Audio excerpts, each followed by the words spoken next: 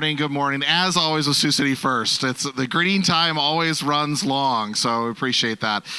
Again, I'm Jason Gary, and this morning we're doing really a special treat for you to have Rachelle Rawson come and share her testimony. So just a bit of background. So one of the things that most of you don't know about me is that I actually became a board member of Agape Community Services a few years ago. I currently am the president of Agape Community Services, which we're going to talk about today, more about it. You may have seen some of the news stories about it, but we're going to talk about Rachelle's testimony as being a co-founder, and then also where we're at today. So it's a special treat, and it's been something that I know Rachelle has devoted a ton of time to. I've devoted time to as well as a board member. And I felt like this is a good moment for us to share what God's been doing with Agape Services, Community Services, and really how He's been opening doors, and the doors that we're hoping He continues to open. So, Rachelle, let's chat. I go and grab a seat, and we'll talk about your testimony. So, good morning, my beautiful Jesus-loving people. Rachelle's full of energy. You guys are gonna love this. So for Rachelle, I wanted to kind of start off with. One of the first questions that I had is a big part of your testimony that I've heard you share with others and also share in podcasts and those things really begins with your fall into addiction, pride addiction, and then of course jail, federal prison, and then what God birthed out of that. But why don't we back up and let's go back. Tell us a little bit about Rachelle growing up and some of the stories around that. Okay, so growing up, I had two dreams. I wanted to make a difference in the world, and I always wanted to be a mom, a good mom, not like the mom I had grown up with. Growing up, I had probably every kind of trauma that you can think of, most unmentionable for sitting up here at church. I believed a lot of lies. I believed that love was something that had to be earned. I went to 10 different schools from kindergarten to 4th grade. I lived in 6 different foster homes. And when I was 16, turning 17, there were some teachers in a high school that became foster parents so that I could live with them, and they legally adopted me at 21. The judge said, "What does a 21-year-old do on her adoption day?" And I said, "Have a margarita." Funny, not funny, right? So I got, okay. So I got legally adopted. I got married. I had some children, and I had 3 children, Chloe, Julian, and Isaiah. Also, growing up, I always wanted to know about Jesus. I recently had found some poems that I had written, and as a little girl, Shelley, and they were all about God and Jesus. And one of them was about Merry Christmas. And I said, we get the name Merry Christmas because Mary is Jesus' mom, Christ is in Christmas, and Mass is just put on the end of it to make it look cool. And so, yeah, little girl Shelley. However, Jesus was not always welcome in my house. I remember one night I was laying in bed reading a Precious Moments Bible to have a door opened and have water thrown all over me for reading that Bible. So Jesus was, although I always wanted to know him, and he was there for a side. As I grew up, I put him away and just didn't really notice him. So I had my 3 kids. I got married. I became a foster mom in 2007. I ended up getting saved. I was pregnant with my 3rd son, Isaiah. He's the first Bible name in our household. I was pregnant with Isaiah, and I went on a mission trip with a bunch of Lutherans, which is, I was just seeking, and I was probably the most annoying person in the van. I was sitting there asking all sorts of questions, crazy questions. And again, I didn't at that point know you could have a personal relationship with Jesus, but I wanted to be a missionary somehow. So we went to New Orleans with a hurricane, and I was just like seeking and asking all of these questions. And then I came back, and I ended up going to the Christian bookstore, and I opened a book, and it was called The Message. And I called my friend Sue, and I said, Sue, I just found the coolest book ever. And she goes, what is that? And I said, I don't know, it's called The Message. And she goes, Shell, that would be the Bible. And so I just became really thirsty, and I would get up every single day, and I would read the Bible, and I just like couldn't get enough of it. And I found out that Jesus could be my best friend, and I thought, I don't have to feel alone anymore, right? But after that, my husband and we ended up separating, and I would say that I didn't have deep roots. Although I said yes to Jesus, I still believed a lot of lies. I believed that love had to be earned. I believed that if I wasn't with somebody, that it meant I was a throwaway, I was a reject, that something was wrong with me. And I also became very prideful. I remember I went to Sunnybrook Church. I still go to Sunnybrook Church, and I was sitting in church one day, and Pastor Jeff was talking about sin, and I thought, I don't even think I sin anymore. We know where this goes. I said, I don't even think I sin anymore. I don't lie, I don't cheat, I don't steal. And then all of a sudden I realized, and I said, God, make me need you.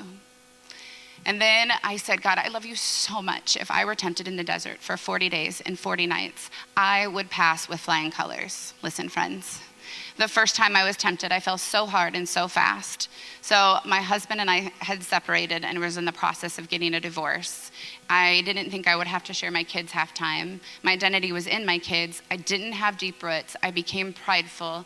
And when I had to share them, I started going out with the girls from work, and I would justify it by saying things like, Jesus can, we would drink. And before I knew it, I was secretly asking for double shots. And then I would go to the bars. I became very promiscuous, and I would say things like, well, Jesus hung out with sinners, right? So, yeah, but he didn't. Yeah. So one thing, when I had heard your testimony that you had sent to me, one of the things that a lot of people who had struggled with addiction or had been in the prison system often experience it at a very young age. But in your situation, you were a grown adult, married, kids, you had responsibilities, and also had become a Christian. But the next part of your story really relates to the fall and eventual prison time. Walk us through you started to do that. Kind of walk us through, what did that look like to be a mom? You're separated at the time, but you're responsible, working, and now going into a place where really you're walking into a fall, and then leads you into drug addiction. Yeah, it looked like a mess. That's what it looked like. I literally went from partying to homeless in probably 6 months. I started drinking when I didn't have the kids. I believed a lot of lies from the enemy, like, I can do it when I don't have my kids. I'm just having fun. I had to grow up too fast. Like, it's not going to affect anyone. I don't love myself, so that's okay. Like, I can do these things, and it's not going to affect anyone else. Well, the enemy's a liar. And so I would I would drink, and anyway, somebody offered me meth in the bathroom one night, and I took it, and I literally, before I took it, I remember thinking, if I do this, it's like turning my back on God. And I did it. And then I believed I was just so shameful for that. I lost my my life. I wasn't seeing my kids anymore, and rightly so, because my parents said that I couldn't see them unless I was clean. I tried several attempts at treatment. I can remember at like 2 a.m, I was in the middle of the street, and I remember thinking, or almost like hearing God say, what is it gonna take to bring you back to me? What is it gonna take? And it still wasn't enough. And guilt is good, right? It says we've done something wrong. But shame is from the enemy. Shame says that is who you are. And I heard a lot of lies, like because I was a Sunday school teacher before I had my fall. And I heard a lot of lies like, you would never be welcome back into the church. You could never hold your head high.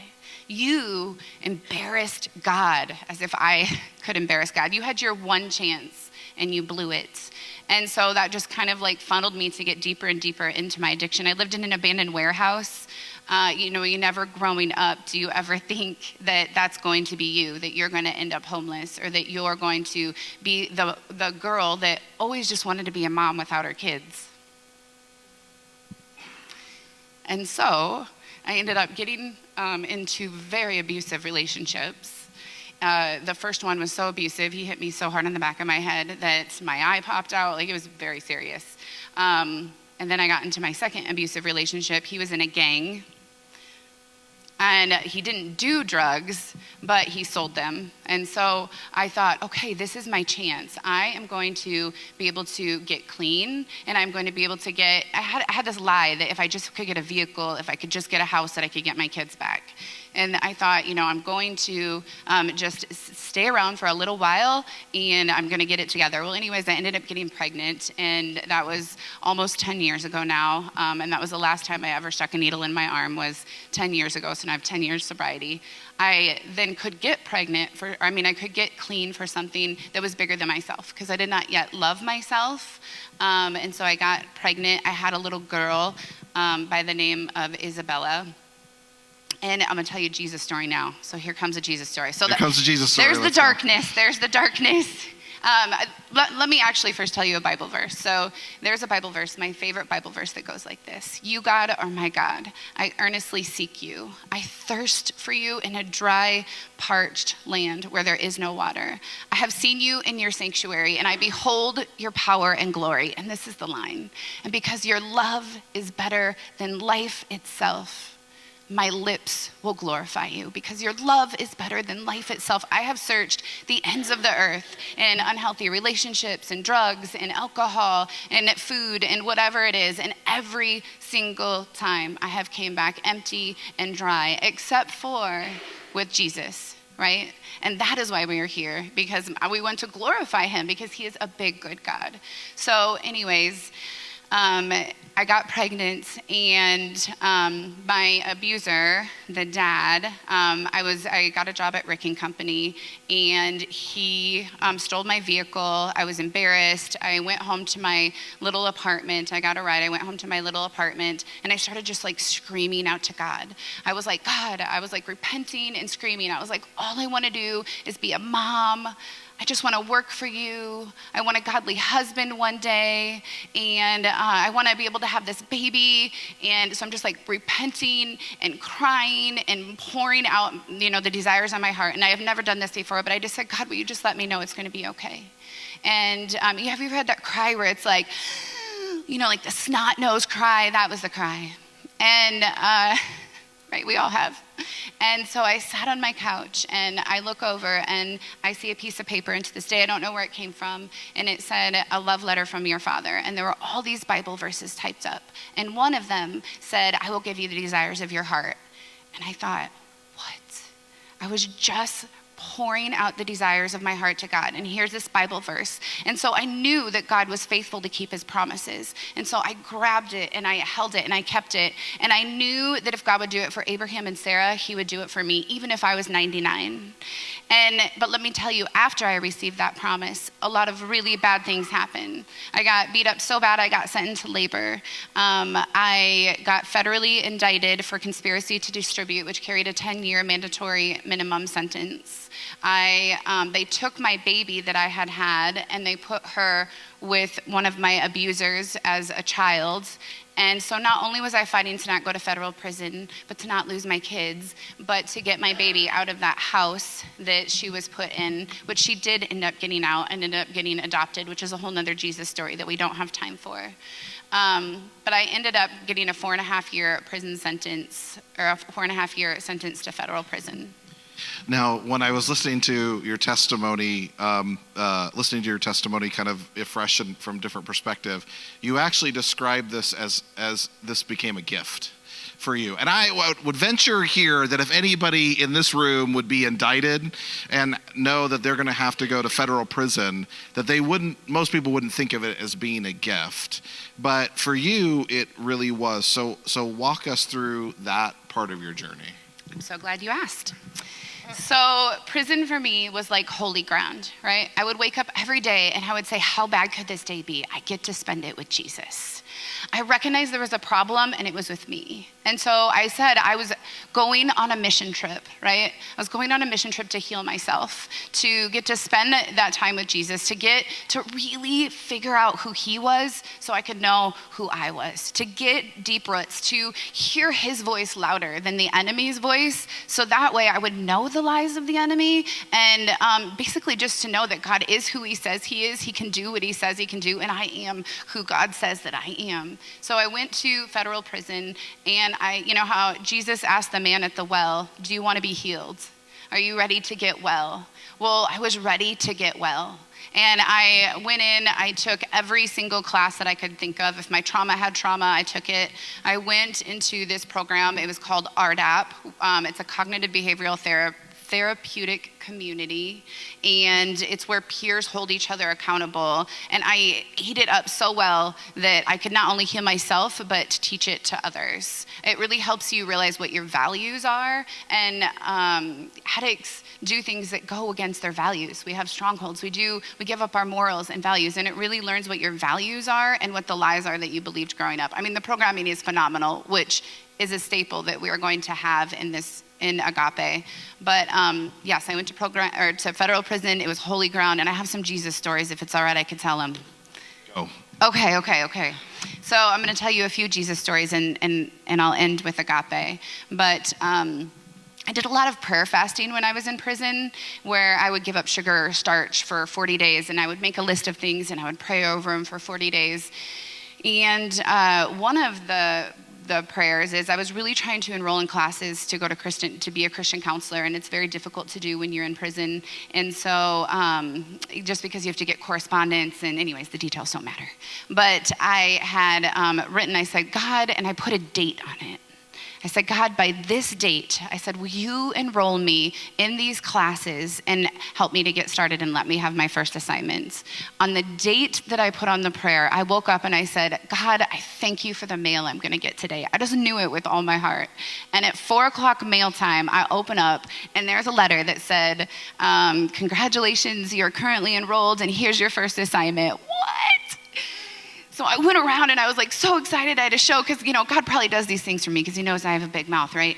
So I went around and I showed all the people, look at this date, look at this letter. And shortly after that, there was a girl in there, her name was by the name of Bridget. And if you were to think of somebody that might seem scary, she might be it. And she happened to have been my bunkie. And she said to me, she goes, I don't like you. She goes, I'm not going to like you. She said, you're too happy. And in my experience, people that are that happy are fake. And I said, it's okay. You don't have to like me. I think she was expecting me to get out of character, which was often tested in prison. Because as for me and my house, we will serve the Lord, right? And so people wanted to see if you really serve the Lord. And I said, it's okay, you don't have to like me. And then one day she came home and she said, I think you're struggling with entitlement. You have a bunch of books under our bed. And I was like, what? And my friend Starla had sent me all these devotionals, and I was hoarding them in my locker, and I wanted to bless people with them, but I hadn't had an opportunity to do that yet because I hadn't read them myself. And so I took all the devotionals out of my locker, and I secretly went and put them under people's beds. I'm sure they never knew it was for me. And then she came home from work, and I said, I just want to thank you. I was able to do this and this. And she's hated me again, right? And then one night, in the middle of the night, she woke me up with tears streaming down her face. And she said, Jerv, that was my last name back then, Jervik. She said, Jerv, she said, I just keep thinking about that Jesus guy. Alone on the cross, spit at and beaten. And I think if he was alone, and if he did that for me, maybe I don't have to be alone anymore. I want what you have. So she ended up saying yes to Jesus. And I did a prayer fast with her, right? And she hadn't received mail, or she hadn't received money or anything in the 3 years she was there. And so in the prayer fast, we said, God, will Bridget receive this mail and hear from somebody? And I'm not gonna lie, the first time I did it, I put a date on it. I had all the faith in the world, like all of the faith. But the next time I'm like, because I know God doesn't do things the same way all the time. Sometimes he says no. And I was like, just had a little bit of faith. I was like, God, please just do this for her. I know that you're big. I know you can. Just please show her. And wouldn't you know it? On the date that we put, she had received $40 on her books, or $60 on her books, and a letter from her son.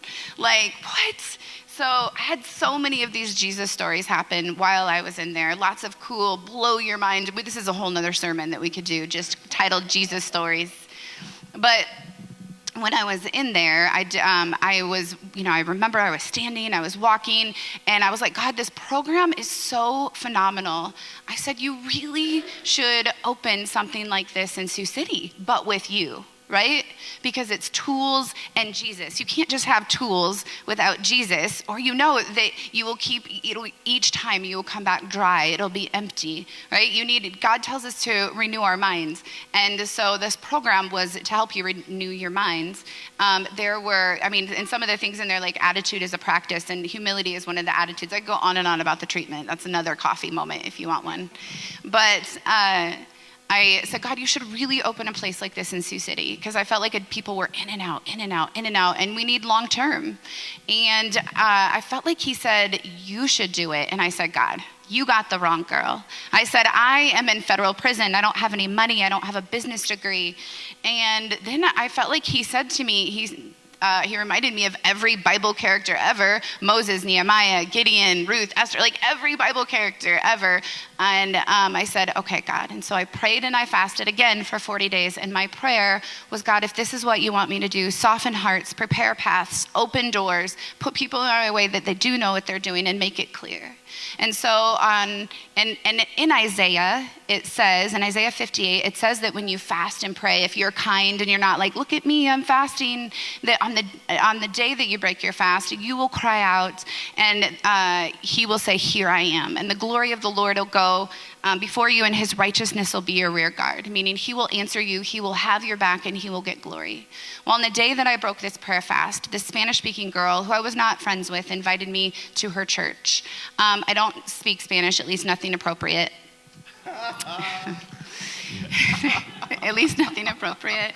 And I really didn't want to go. I just said yes to be nice. I was feeling lazy. I went to my church earlier that day. And anyways, in prison, you can move at the first 10 minutes of every hour. It's called a 10-minute move. I almost missed the move. I felt like this prompting that I was supposed to go, and I ended up going. It was in Spanish, as I had anticipated. And halfway through, the pastor said, he may have said it in Spanish first, I don't know, but he said in English, he said, I don't normally do this. He said, but I have a message for somebody. And he said, it is so strong, I just need to lay hands on you so I can figure it out. And I took that as an altar call. I knew Jesus. It was a small space. I didn't want to take up that space for somebody else, like feeling his love. But one of my beautiful bonitas was pushing me forward, and I ended up going forward. He was laying hands on everyone. He got to me, and tears started streaming down his face. And he said, it is you I have the message for. I had never met him before. I had never seen him. I had never had a conversation with him. And he repeated my same prayer back verbatim. He said, God wants me to tell you that he is softening hearts. He is preparing paths, and he is opening doors. And then he said, and you will preach the good news, which was not a part of my vocabulary. But I was like, what? I looked around, did this really just happen? And so I knew it would start with a conversation and a piece of land. And I didn't think it would start this early. I've been out of prison 7 years now. So fast forward. Yes, fast forward to now. To now. So Agape was co-founded by you and Terry. And then you started to build board members and starting to build a community that was really was kind of wrapping their hearts around the vision. And I was introduced to you just a few years ago, kind of talking about land and real estate and that sort of thing. And I was invited on the board. So Agape started as a vision given to you by God in prison. Where is Agape Community Services today? So when I was in prison, after that happened, I called Terry and I said, Terry, my co-founder Terry had been to federal prison. She had been through the same program. I called her, I said, hey Terry, I'm supposed to open this treatment center and I'm pretty sure you're supposed to do it with me. And she said, of course we are. Pretty easy, right? Just so you know, also, God did end up giving me the desires of my heart from that Jesus story. I made a list of characteristics over a husband that I wanted, that he would have a servant's heart, that Jesus would be his first love, that he would want to be a missionary when he retires, that he loves kids, that he is handsome, that he wants to give all his money to the poor, and that he is kind. And God did give me a Brad the dad over there. He had no kids, and now we have a litter. We have 6. And so I got out of prison. I ended up having a conversation with a lawyer who ended up doing it pro bono. I was embarrassed at first. I was like, so I'm supposed to open this treatment center. And she was like, let me help you. So far, everybody has just said yes. God has just like, listen, when Agape is open, you're not going to say that is my friend Shelly or that is Jason. You're going to say, yeah, that has to be God, because it's so big. We decided that we wanted to bring our community together. It's called Agape Community Services. So I think we have 7 different churches right now, 9 different board members, 7 different churches, a member from each representing each church, just because it is a body of believers and it is going to take a community. People often will go to the churches, as I'm sure you know, with people struggling with addiction or needing resources, and what do we do, right? And so that's why we have 7 different churches. We had a donor step in that said the best way to get started is get started. Let's buy the land and build brand new. We are just about to purchase the 38.8 acres of, my realtor over here knows it by detail, 38.8 acres of land over where the new jail is. It's such a perfect location because people can go directly from the jail to our treatment or be at our treatment and look and see where they don't want to go. We are starting with men because we believe, the Bible, that the man should be the leader in the household. And I used to work at Safe Place. I would work with a bunch of women. I currently work at Siouxland Youth for Christ in the juvenile justice system. And what happens is we do all these wraparound service. So we do them around the women or around the kids, and they ended up going back home. And there is a generation of fatherless kids out there. And I'm not blaming the man. I'm not blaming the man at all. We just think that if we start with the men, that we will also then be helping women and children. We will eventually have teens and women separate. We had CMBA drop these beautiful plans where we will house 60 inpatient, 60 outpatient, and within that have a 15-person detox unit. Each phase, there's different phases. Each phase has 15 people in it, and the phase in the end kind of helps mentor the phase that's coming in. God created us, designed us to serve. He gives us oxytocin when we serve, right? And addicts like to stay high. So the goal is to help them to stay high off Jesus and to give into our community and to serve. And so we will be doing lots of service projects. We will be partnering, helping them to be pro-social. We will have mentors from different churches coming in. Addicts, because of their shame that they have, think that they could not go into a church or that they would start on fire or that they don't belong. And so that way we want to show them that they do belong and that they are worthy of love and that they are forgiven and that they are welcome at your church. And plus, and here's the deal, you don't have to be a Christian to enter and one to leave, because it's not love if it's forced, right? But we also want to give people the opportunity to try different churches. So that way, I go to Sunnybrook Church, so I don't want everyone to just go to Sunnybrook because maybe it's not, where they feel connected, or maybe they want to come here, right? And I'm sure that you guys will welcome them with open arms. That's correct. So one of the questions I have for you, Agape, we're right, just from a practical perspective, this is where my brain kind of takes over. We have a letter of intent accepted with the city of Sioux City, price considered and stuff like that. So, and then we've also began applying for grant funds. So is Agape Community Services isn't open and serving the public today, but with God's help, if it's God's will, it's God's bill. Amen. And so this has been a stretch for my faith, that I see God do something that seems impossible with my own eyes. And so this board has challenged me to trust him even more. But he keeps opening doors. He just keeps opening them, and in places that I wouldn't have thought would be opened at all. But one thing I wanted to circle back to, Rachelle, is that so we're moving forward. We have a capital campaign coming up. But I would say this to people who are here or watching, and they have family members or friends that they know who are really trapped in their addiction. They're away from God. They are in a dark place, in a bad place. Maybe it's not even their friends and family. Maybe it's even them. What would you say as words of wisdom or encouragement to those people who are seeing their loved ones, people they care about, in a place that they don't know what to do? I would say that God is big, and that he pursues his people, that he loves them more than we ever could. He loves you more than you could ever possibly imagine. I would say if you are speaking to someone that is struggling with addiction, let them know that the enemy is a liar. He is a thief. He comes to kill, steal, and destroy. And that God will never, ever ask you to give up something without replacing it with something better. Right? Without replacing it with him, without filling those holes. But it is going to be hard. My motto is life is hard and God is good, right? But even with God, it's still hard. You may not know, but I'm just getting over a 2.5-year cancer journey, right? Which is a whole nother Jesus story in itself. But I would definitely say that, tell them that they are loved, that he sees them, that he hears them, and that you are not alone. I have one last Jesus story. I know. Go ahead and share it. It's pretty quick. So Jason was talking about his faith, and you guys probably know that I have really big faith, right? I'm always like, God can do anything. Well, it's huge.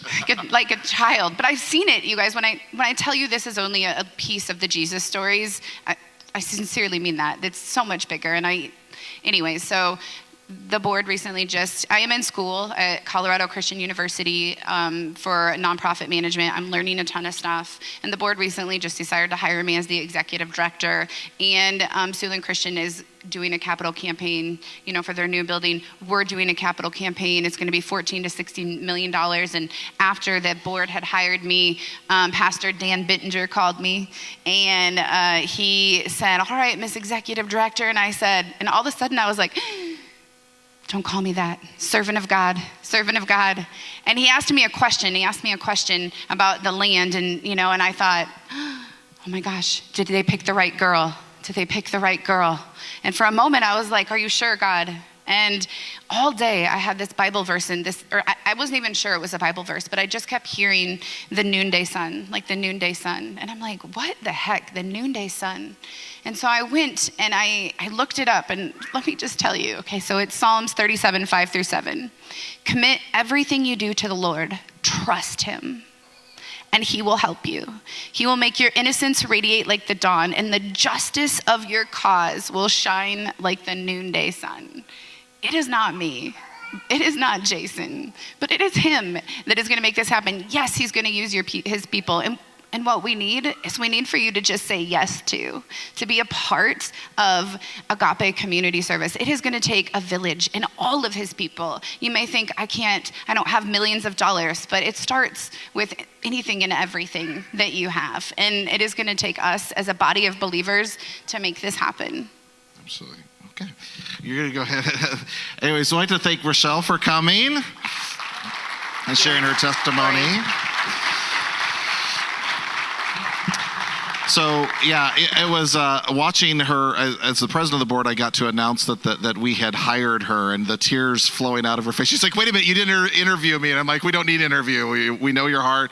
We know where you're at." And just the tears flowing from her face were fantastic. And God really has opened doors in ways that we did not see. But really, honestly, Josh had told me a few months ago that he wanted me to cover these 3 services, and I just felt in my heart that I'm like, I have to share this part of the Agape story with all of you because we're a member of the body of Christ together, and it's been a fantastic journey for me in watching God open doors. So with that, before we're going to go into a time of worship here, but before we do that, I just want to say that there's really three ways that that you can be individually involved. Number one, commitment from Josh and the pastoral staff. We're going to start supporting Agape Community Services just like any other missionary group on a monthly donation from the church. The other thing is that I would ask you to pray. Listen, the building isn't built yet. The land is not closed yet.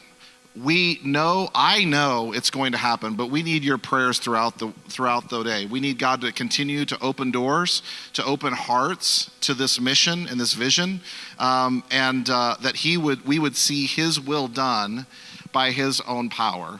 Second thing you can do is you can donate individually. Just because the building isn't open doesn't mean we don't have expenses as an organization. You can donate today to Agape Community Services. Many other people have done so that we can purchase the land, so that we can also go through and pay for operational expenses with a capital campaign, a 2-year capital campaign looming. And then lastly is the capital campaign. We're looking to raise $14 to $16 million in a 2-year period. That sounds awful scary to me, but you know what? That number does not scare the Holy Spirit.